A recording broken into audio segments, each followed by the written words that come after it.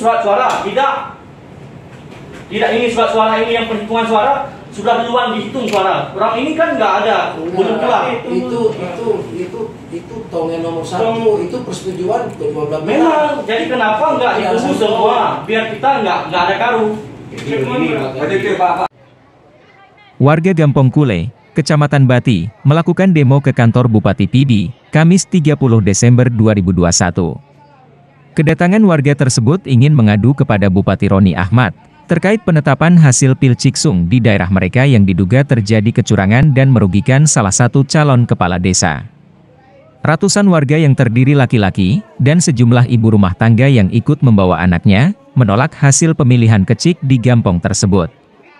Massa yang melakukan aksi demo juga membawa poster bertuliskan tuntutan antara lain, "Pak Bupati, kami warga Kule butuh keadilan, kami menolak curang hasil pemilihan kecik dan tegakkan keadilan." Saat aksi demo berlangsung, Bupati Pidi tidak berada di kantor. Kemudian beberapa utusan warga dipersilahkan memasuki ruang rapat sekretariat daerah yang difasilitasi oleh Kepala Bagian Pemerintahan Kabupaten Pidi, Almanza dan Muspika Kecamatan Bati. Dalam pertemuan tersebut, perwakilan warga menyampaikan tuntutan bahwa dinilai telah terjadi kecurangan dalam pemilihan kecik. Mereka menyebutkan ada 8 suara untuk orang sakit yang tidak dapat datang ke tempat pemungutan suara, namun tidak diberikan kepada pemilih yang berhak.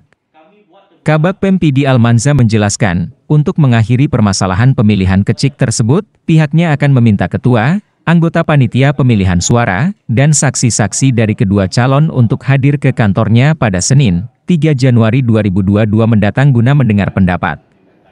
Setelah menyepakati pertemuan dengan Pemkab Pidi, utusan warga Gampong Kule, Kecamatan Bati, bersama ratusan warga lainnya meninggalkan kantor Bupati dan kembali ke daerah mereka.